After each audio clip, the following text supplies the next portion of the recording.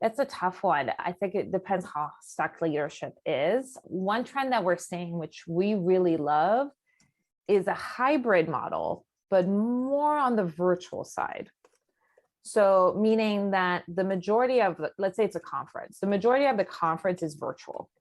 So you go to a virtual platform, you're engaging with the speakers virtually, all the content's available on demand or live, but all the content for the conference, all the lectures are online.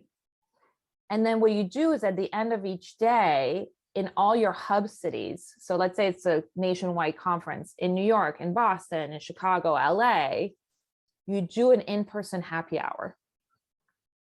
So what that allows you to do is grab the benefit of being in person, which is that socializing. Like it's harder to do online. And it gives them the opportunity to go and be with people. And the benefit of that is that it's more cost effective. You're not renting a huge conference hall. You're not getting audio visual crews. You're not doing the whole shebang, but you get the benefit of in person. It's open to the people that want to go. So whether or not they don't want to travel, they can go to their little hubs, or they don't want to expose themselves to a COVID risk, or they just don't want to, they can also skip it. It's not a mandatory part.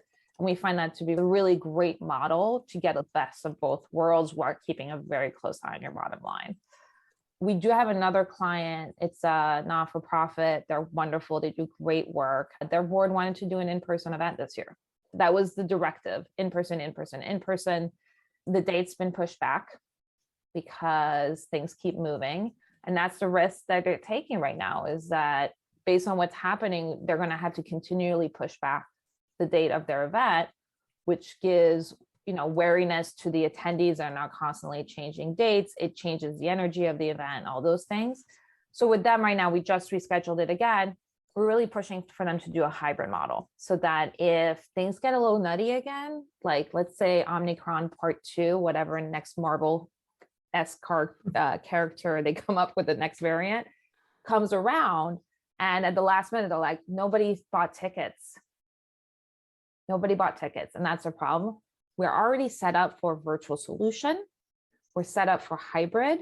We could still accommodate the people that do want to be in person. It might be a smaller group, and not alienate the rest of their population, the rest of their potential supporters. And we can get them in a real hybrid model because we've already set it up that way. And worst case scenario, when you pivot to full virtual, we're already ready. It's already set up. We've already sold tickets, the whole thing. It's not like a scramble. It's done already. So prep for hybrid and just be ready to either pivot and tell your leadership, if they're like, no, we don't want to do hybrid, that it's the smart move. And it's also the move that attendees are going to want. Why alienate people that want to participate if you don't have to?